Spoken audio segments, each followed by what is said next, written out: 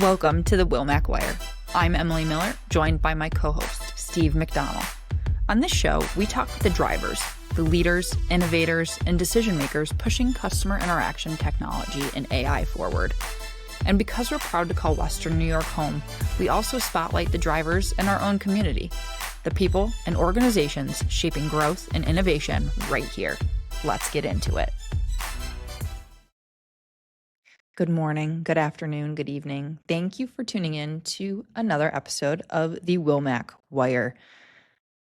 I hope your 2026 is off to a good start. We're wrapping up January with a really incredible episode with Dr. Jacquie Mozrall, the Dean of Saunders College of Business at Rochester Institute of Technology. At Wilmac, we've had the pleasure of working with RIT for the past several years as we've brought in co-ops to supplement our dev team and my marketing team. So having this conversation with Jacquie was very timely. During today's conversation, we cover quite a bit. We talk about Jacquie's journey from industrial engineering to becoming a leader in business education. We hit a lot on the integration of AI into academia and how RIT is progressing and thinking forward when it comes to that. And we even highlighted the unique approach that RIT has with experiential learning with its co-op program to elevate students.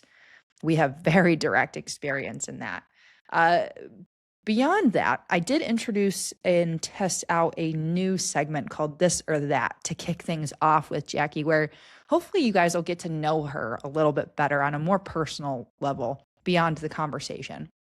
So let me know what you think of that. I'm going to keep testing it out and see how things go because I am a sucker for an icebreaker. That being said, it was a pleasure speaking with Jacquie nonetheless. And it's been an absolute pleasure working with her and her team at Saunders College of Business. So before I kick things over to the episode, I'd be remiss without shouting out our Wilmac PAC members who are RIT alum, and that includes Ben Bowen, Colin Geis, Grace Basil, and very soon, Nick Creeley. So we are RIT strong over here. We're bleeding a little bit of orange, and it really tied together a great episode with Jacquie. So thank you for tuning into the Wilmac Wire. Enjoy today's episode, and I'll see you soon. All right, we're here in season 3 of the Wilmac Wire with another very esteemed Rochester leader as our guest. So I'm going to get started by introducing her. So originally from Greenbush, New York, but now a proud Rochester resident, a member of the RIT Athletics Hall of Fame with a bachelor's degree from RIT, a master's degree from North Carolina State University, and a PhD from State University of New York at Buffalo, all in industrial engineering, starting work in the Kate Gleason College of Engineering at RIT and stepping into the dean position at Saunders College of Business since 2014, and impressively leading initiatives focused on the intersection of business and technology. I'm almost done. This is a very impressive introduction. Now the longest tenured dean at RIT, who's also an RIT alum. Welcome, Dr. Jacqueline, aka Jacquie Mozrall. Welcome to the Wilmac Wire, Jacquie. Well, thanks for having me. We're glad to have you. So you're not originally from Rochester, like we called out.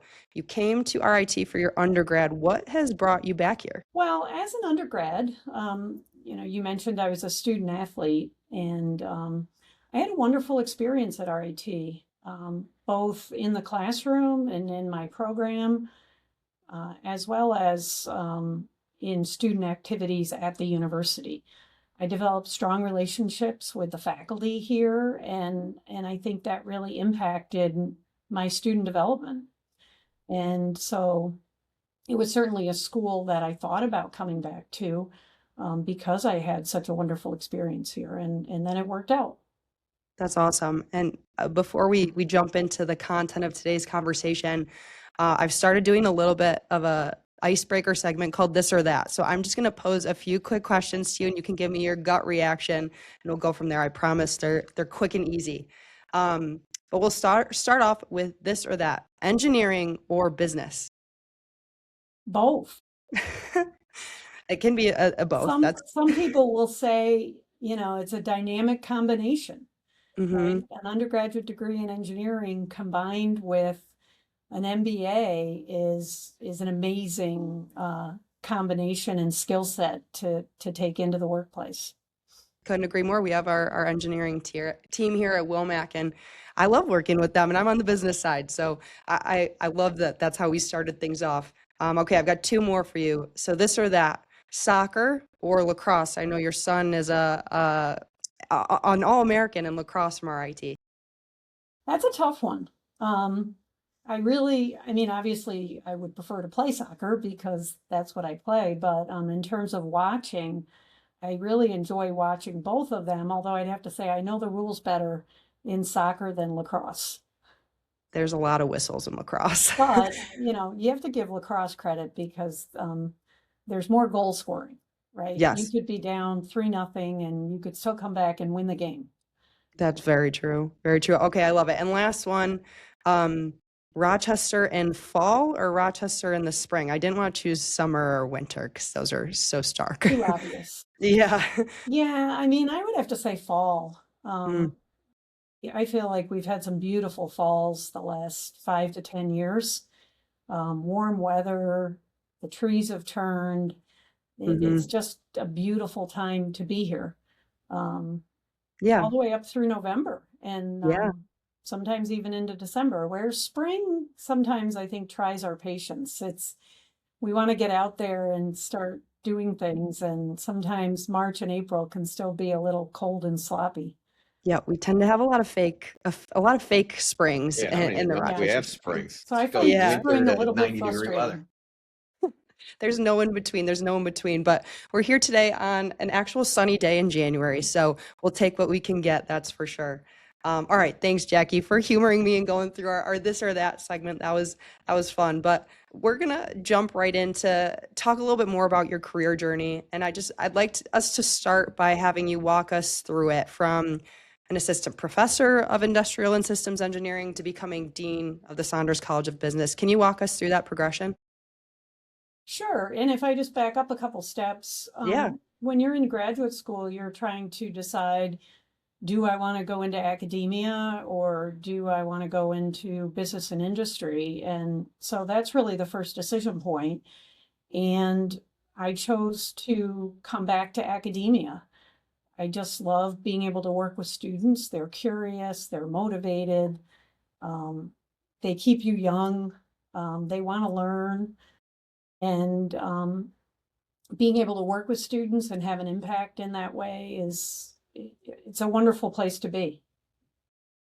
And so I came back to RIT and was excited to do that and started as an assistant professor and teaching courses in industrial engineering and starting a research program, an applied research program, and did that for about 5 years. And then a leadership opportunity came up to be the department chair in industrial and systems engineering. And so I became the department chair of industrial and systems engineering and did that for about 10 years. And sometimes people ask me, what are some of the differences between being an individual contributor as a faculty member as opposed to moving into academic leadership.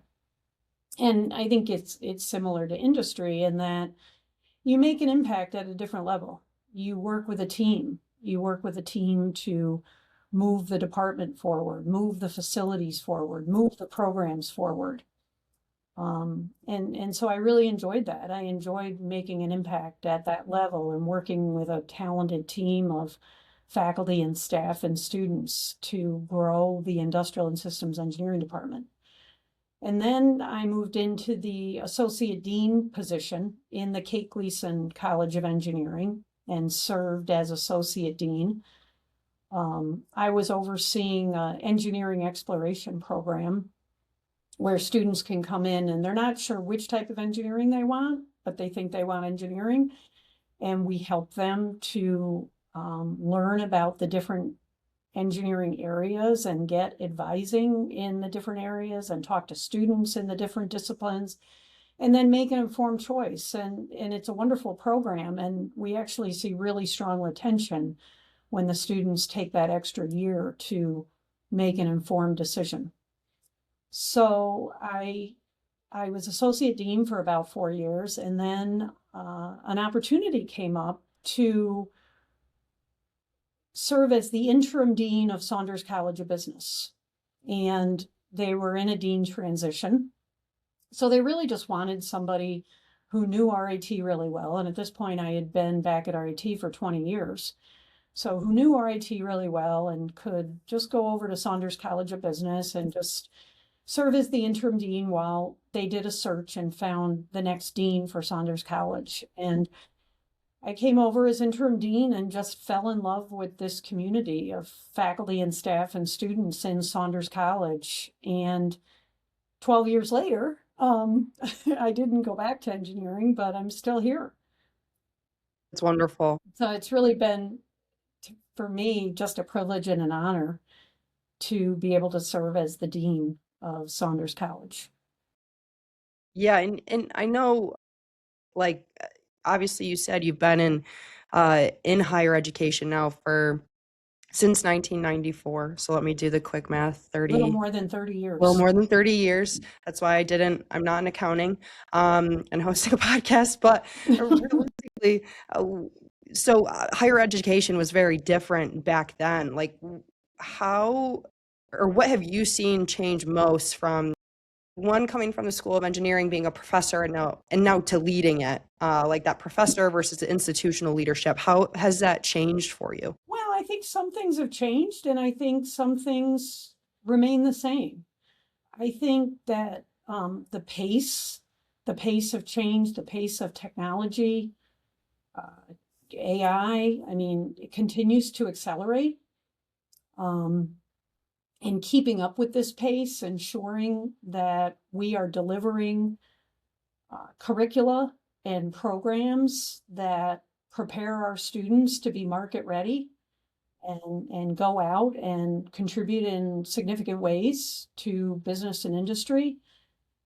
That's an ongoing challenge every single day, working with the faculty to ensure we're continuing to build and develop our curricula.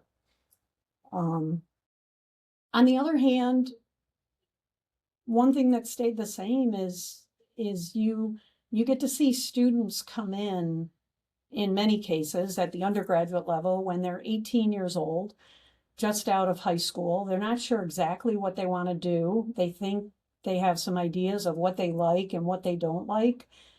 And they follow that crooked path, just like we all followed.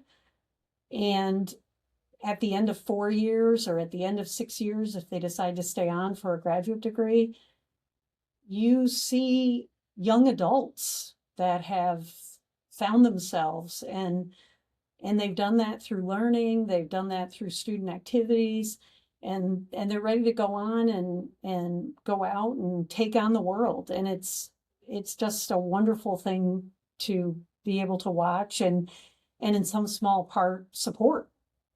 Jackie, kind of going back to the 90s to now. So you lived through the internet explosion.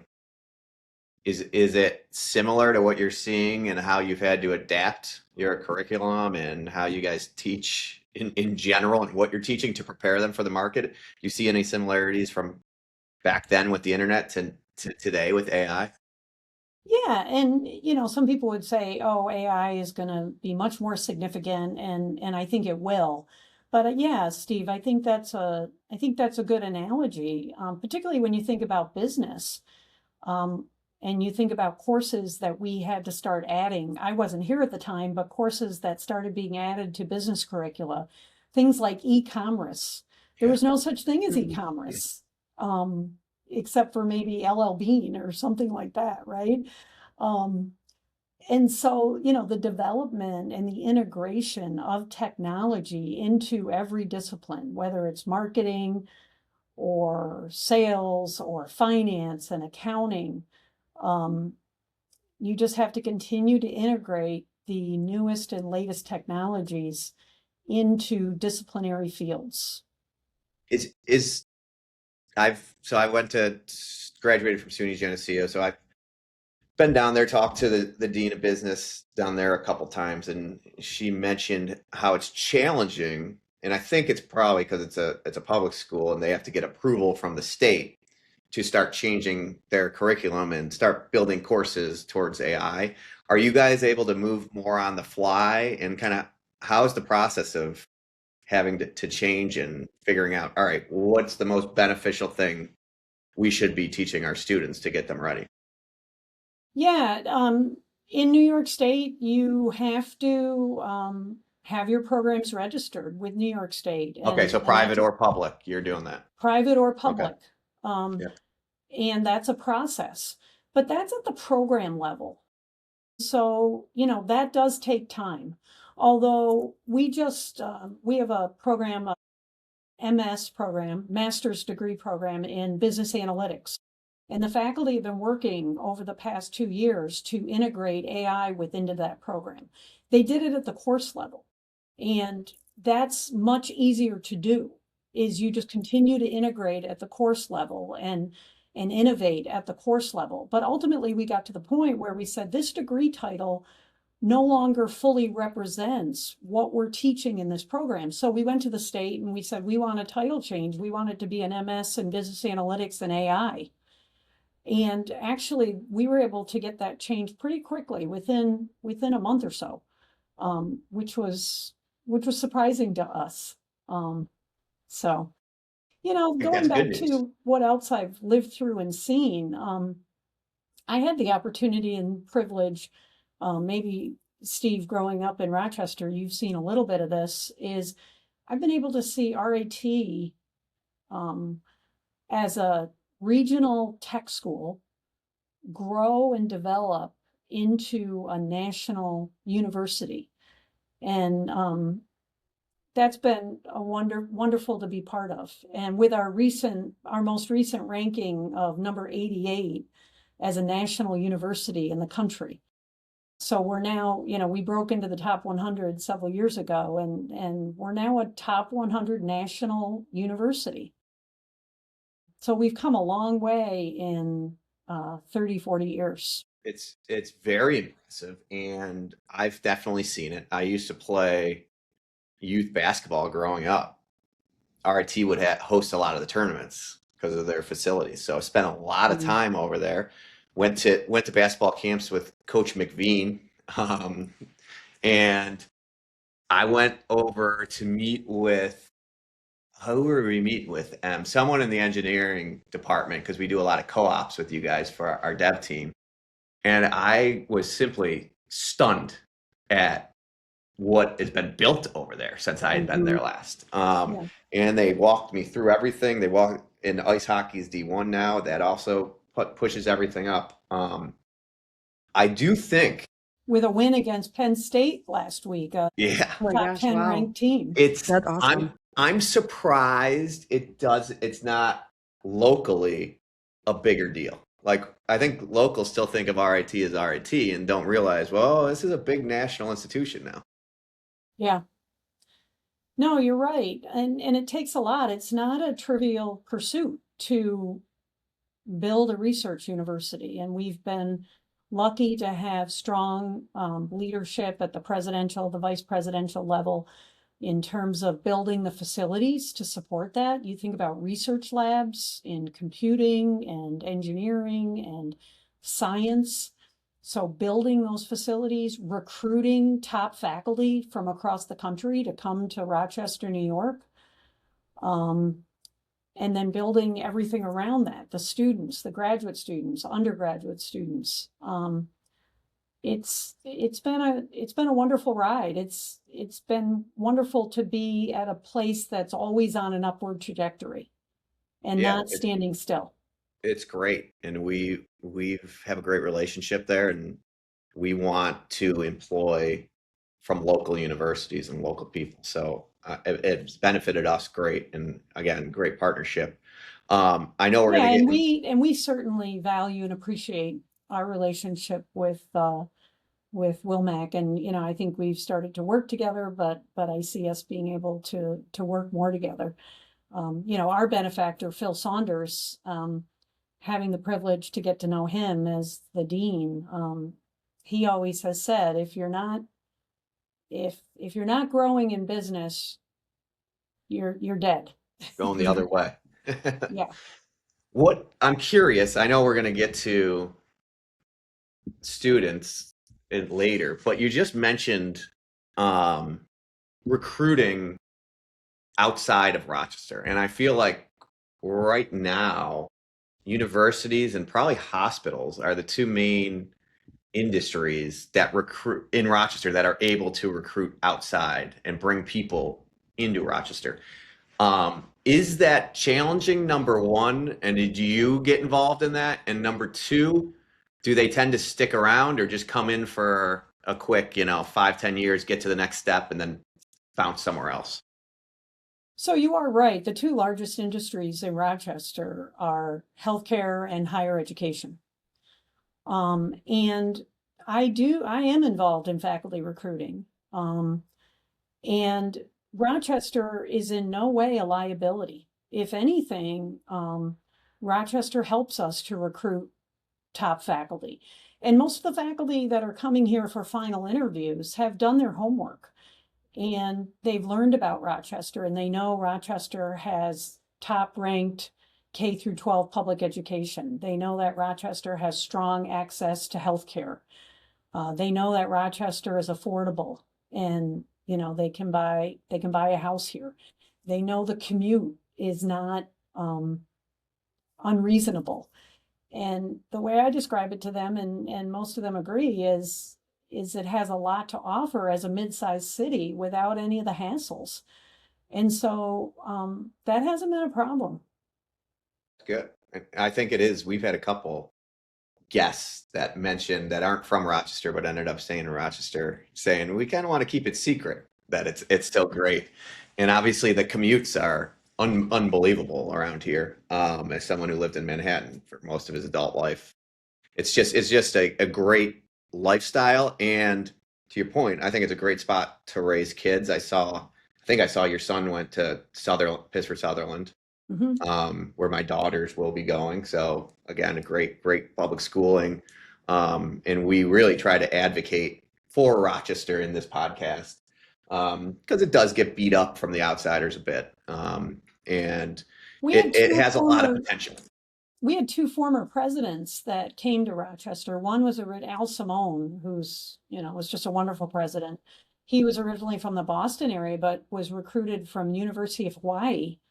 And he served as president for over 10 years and ended up staying here after he stepped down. And then another one of our presidents who stepped down stayed in Rochester, and he came from the Maryland area. So it's kind of interesting. That's a good selling point right there with people. Yeah, that's for sure. And yeah, Steve's right that we'll get into more on the students in a few. But Jackie, I'd be remiss without touching on kind of, in our eyes, in my eyes especially, one of the biggest differentiating factors that you have at RIT is its commitment to experiential learning, the co-ops that Steve mentioned. We've been lucky to build our dev team from your co-ops and turn them into full-time jobs. And me on the marketing side, even one of my full-time hires is a RIT co-op turned full-time employee, which has been wonderful. Yeah, no, thank you. So it's a win-win relationship. It is. It definitely is. And so the question that I had around that is like, why has that model been so central to how RIT approaches education? I mean, a lot of the other colleges, when I was in college, I had to do a 10-hour-a-week internship, and I only had to do one of them. How has that model been so central to how RIT approaches education from your business school's perspective? It's really part of the culture of RIT. We have one of the oldest and largest co-op programs in the country. And so it really has been built into the culture of RIT over years and years and years. And really, I think it's so much more than just a co-op program or just an internship program. We really believe in developing relationships, developing corporate partnerships. And it might start as a co-op, but then that might lead to a capstone project. That might lead to an applied research project. That might lead to a faculty sabbatical.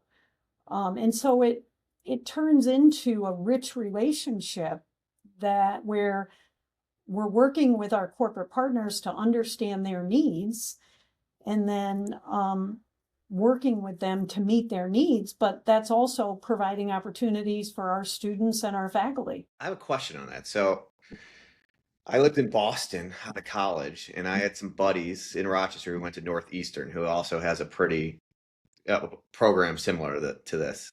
And they all came out with great jobs. I knew RIT at it when I moved back here to run Wilmac. I clearly see some of our most ready employees coming out of college are coming out of RIT. Why aren't more universities kind of adopting this? It doesn't, it's very, very successful. And I would assume you guys have unbelievable rates of going to great jobs with your students because of it. I'm surprised it doesn't, I just thought of it, but I'm surprised it hasn't hit more universities, I guess. I And think Jackie, before you university, start that, sorry, just can you explain to, like, I know for Saunders College of Business, like, your co-op is a full-time, you're not taking classes during it for an entire semester. Is that correct? yes, that is one definition of co-op, a Okay. full-time paid experience. But particularly locally, sometimes students will do part-time co-ops. They'll go to a local company and they might work there full-time for the summer. And then the company and the student, both the company says, oh, I'd love to have you stay. And the student says, oh, I'd love to stay, but I need to go back and take classes. So then they might work 10, 20 hours a week part-time, which we would also count as a part-time co-op. Okay. That's what Nick's doing right now, Emily. Yes. He was Yeah. full-time Yeah. with us last semester. Now he's working like 15 hours while he's finishing up his. Right. Exactly. Grace did the same for me for a good 2 semesters. So yeah, I just wanted to make sure our listeners understood that experiential learning part was really, like you said, a full-time paid experience for a student where they're not doing classes for a semester. But yeah, go ahead. Sorry, I totally interrupted you. Feel free to answer Steve's question now. I think it's a couple different things. Some more practical and others, going back to the culture. Practically speaking, we've always had a very strong career services office with more than 30 staff in that office supporting all the different programs. I think other schools are trying to catch up and they understand the importance and they want to provide these opportunities, but it's hard to just build a career services office and build relationships with over 2,000 companies and do it overnight. And the scope and scale of the co-op program at RIT is significant, where, in any given semester, we will have 4,000 students across engineering and computing and business working at over 2,000 companies. And so it takes a lot to build that, and then it takes a lot to sustain that. And then, again, going back to the culture, our faculty believe in and understand the value of interfacing with industry. They understand the benefit of working with industry. They understand the benefit of giving students those relationships and those interactions, whether it be through a co-op, but we weave experiential learning throughout the entire curriculum, starting on day one with freshmen. Students are doing applied projects. Some of them are sponsored industry projects. Other ones are applied projects with existing data sets, for example. We have a program called Traveling Tigers, where we charter a bus and we take students around Rochester to 3 or 4 companies in a given day, or go to Buffalo. And we'll typically do it by discipline. So our accounting students, we bring them to 3 or 4 different public accounting firms. And some of those students, they get co-ops on the spot, or they get a phone call the next day saying, oh, it was so nice to meet you, and I was looking at your resume. And or a student will reach back out to a company and say, I really enjoyed visiting your company, and I'd love to be able to work with you. When we bring our students out, good things happen, right? Right.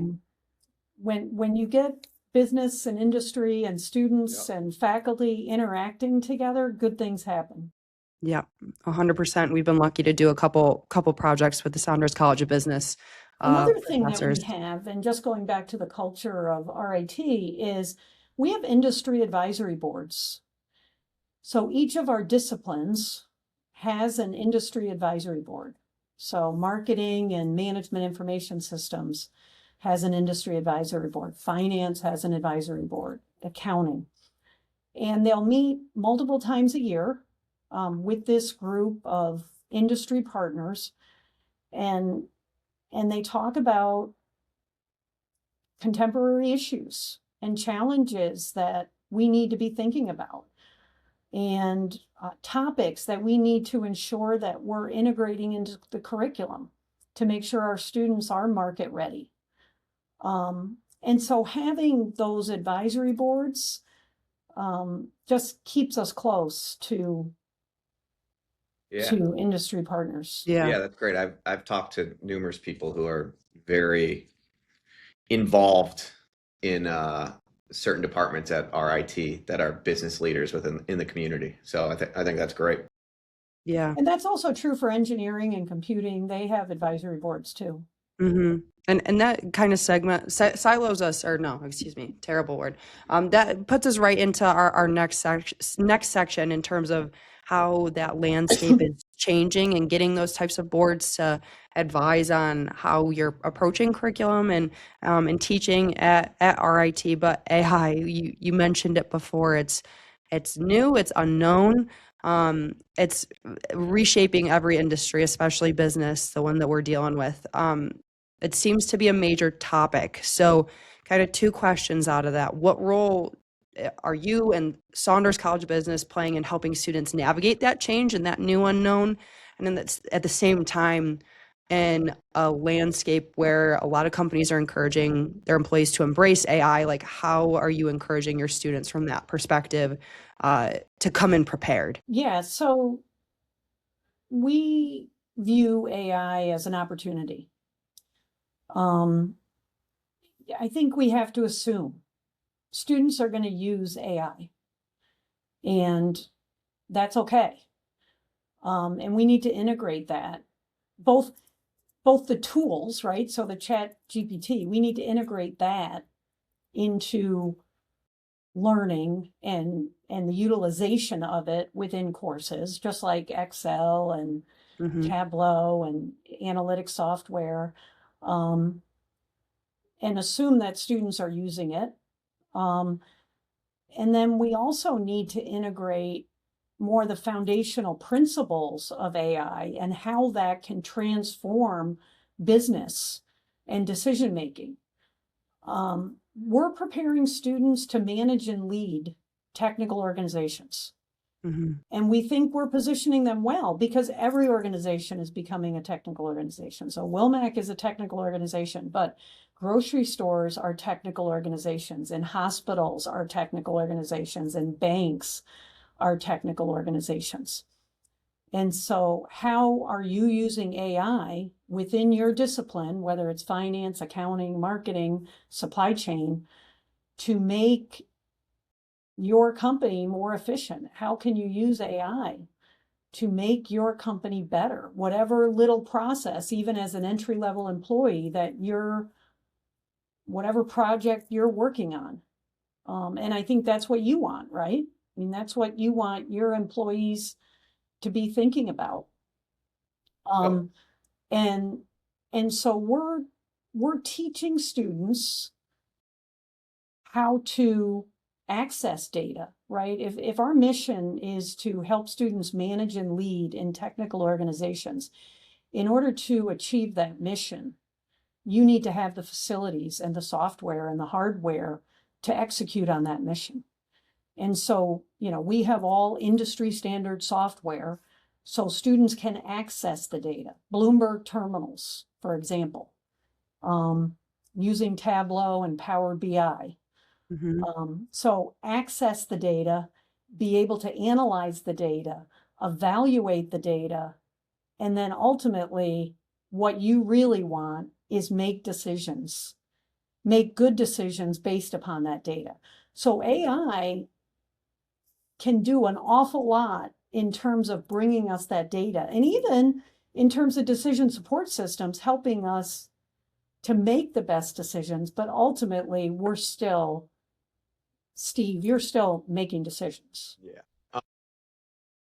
So it sounds like you guys have embraced it. I know some universities are moving slowly to it. I wouldn't say scared of it, but maybe think it's a dangerous tool for students. You guys are on the other end, which is great, especially for companies like us, because we want the kids coming out of school knowing how to use these tools. Was this a progress the past few years, or are you guys normally on the cutting edge and like, hey, this is happening one way or the other, so let's embrace this and get our kids ready for it? I think a little bit of both. I do think RIT has an advantage. We are an institute of technology. And so we attract a certain type of student. We attract students who want to be at an institute of technology. And even within the School of Business, right, in Saunders College of Business, they're self-selecting Saunders College of Business, knowing that it's a business school at an institute of technology. So that gives us an advantage right from the beginning in terms of the types of students we attract. And then I think we just go from there.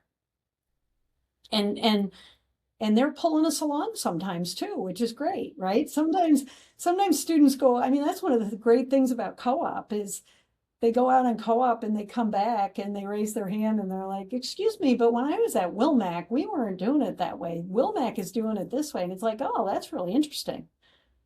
Yeah. Yeah, that's So good. once students have co-opted and they come back, the classroom environment, it becomes very rich discussions. I mean, similar to what you would see in MBA classes where you've got students with professional experience. It's a very rich learning environment. Jackie, let me ask, especially with AI and what we're seeing with it, and a lot of people talking about how like they could start a business utilizing AI tomorrow if they chose to.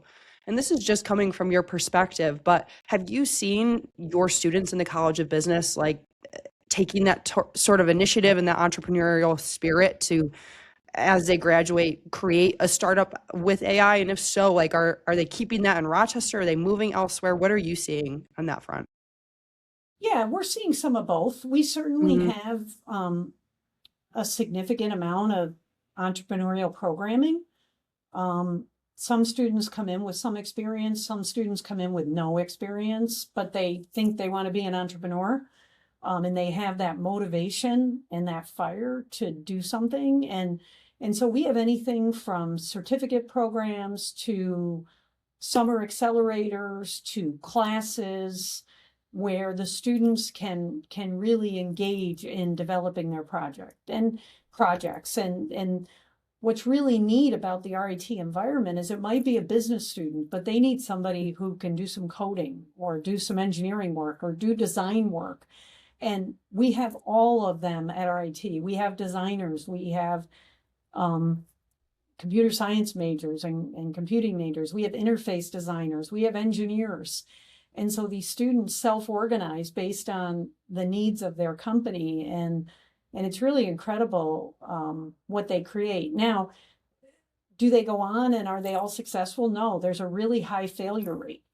But that's okay, right? Because they've been engaged in the experience. And maybe the next time they will be successful. Or maybe the third time they'll be successful. But we've had some wonderful success stories that have come out of RIT. I mean, I think the one that's probably gotten the most press that you're aware of is Austin McCord, is an RIT alum and started Datto.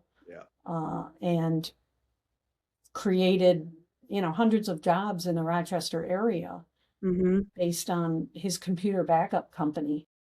We've had other alums. Lindsay Conley, for example, is a business alum, started her own marketing firm. So Emily, you probably know Linden Marketing. Yep, I do.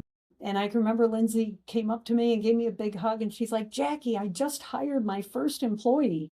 And she was so excited. And now she's up to, 15, and she hires lots of co-op students.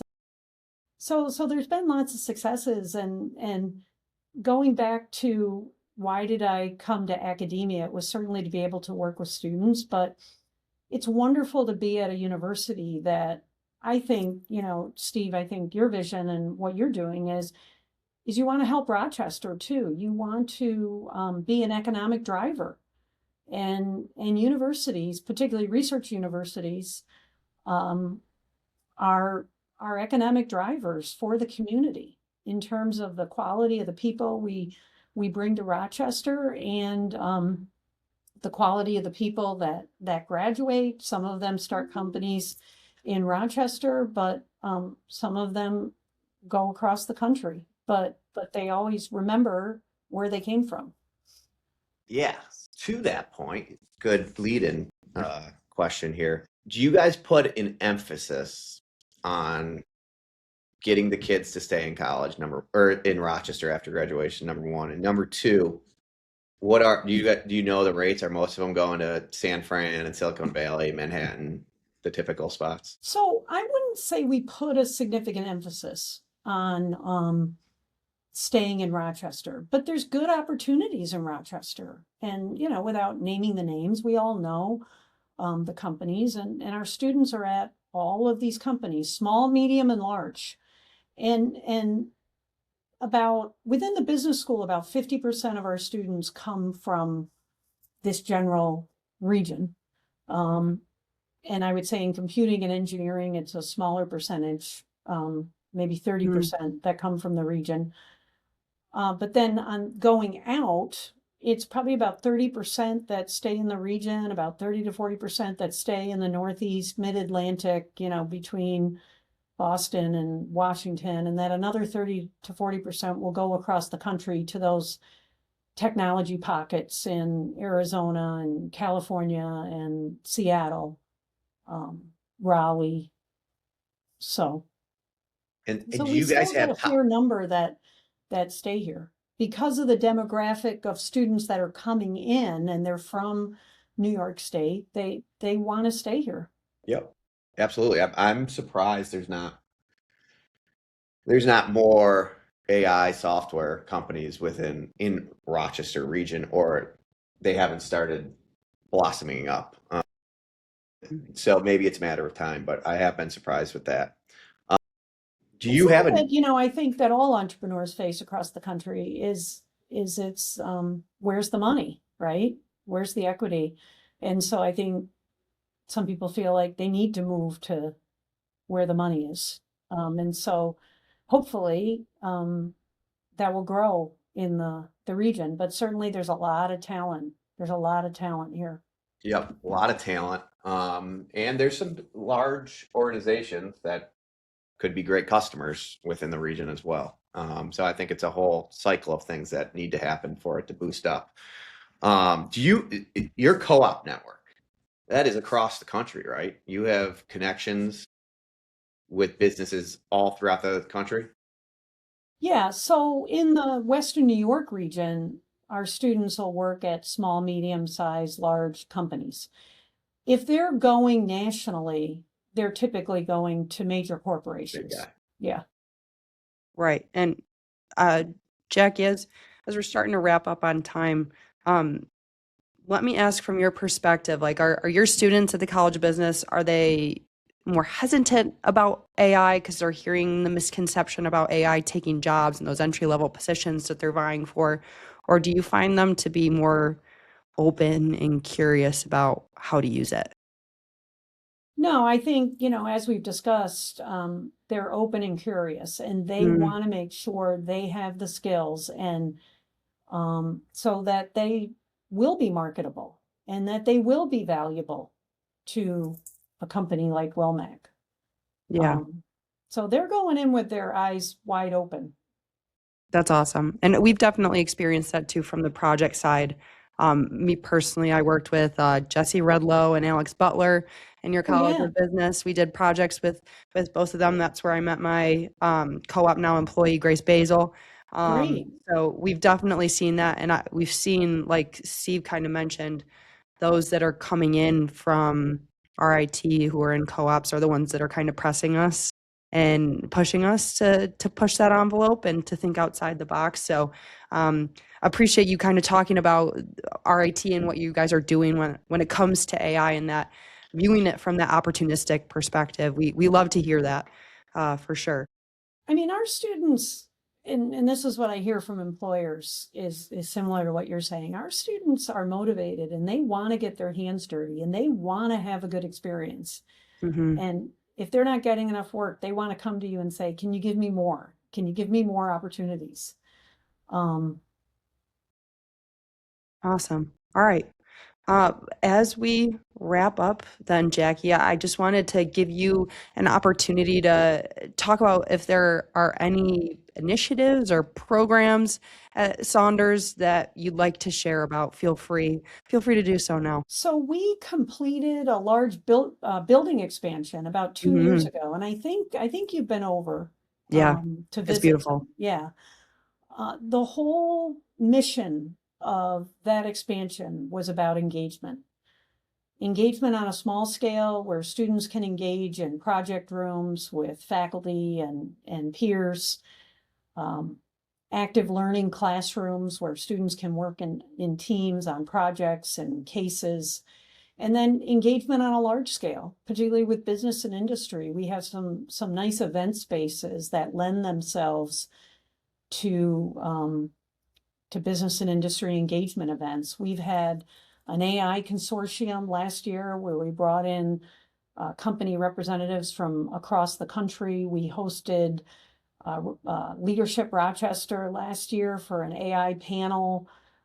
We've had what we call career days, where we might have a banking day. We bring in all the local regional banks and we have the directors talk about contemporary issues facing the banking industry. And then we'll do a little mini career fair. So all different events of all different shapes and sizes that has allowed us to continue to engage more with industry. And so if you have any ideas around that, I'd be happy to talk more about that. And then the other thing I'll just mention is we've started an interdisciplinary initiative at RIT. It's called Praxis, and that came out of the AI consortium. Praxis stands for Practical AI Leading to Industry Solutions. So working with industry on problems and matching faculty and industry together to work on applied industry problems using AI. Very cool.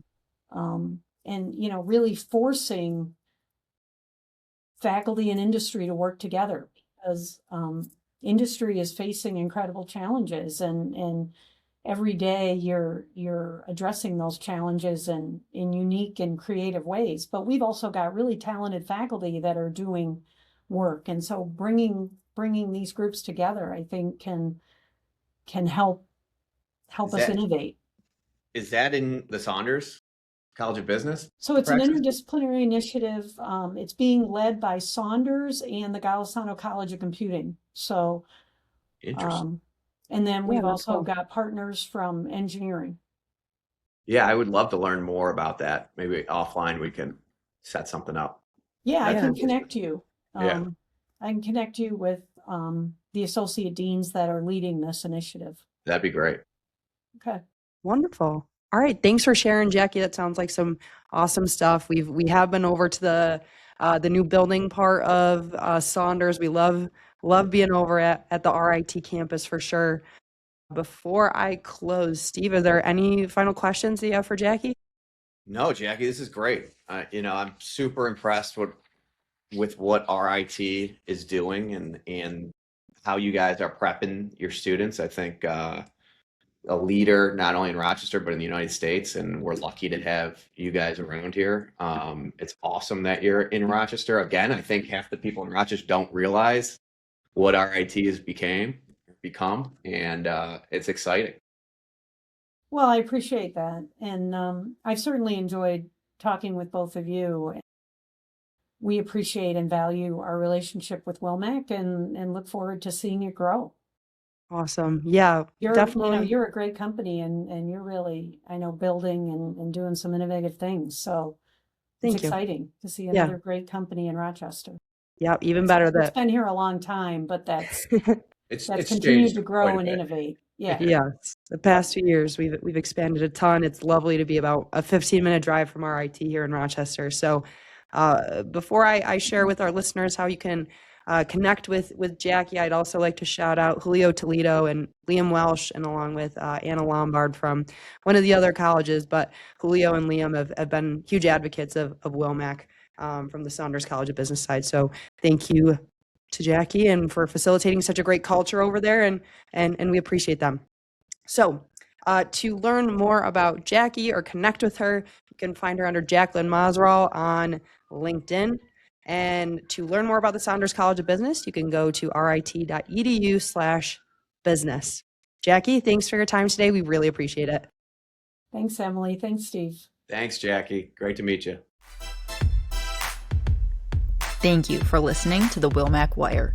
If you like today's conversation, make sure to subscribe wherever you get your podcasts, or watch full episodes on our YouTube channel. You can also learn more about Wilmac Technologies and our work in customer interaction technology at wilmactech.com. We'll be back soon with more conversations with the drivers, those shaping our industry and those building right here in Western New York. See you next time.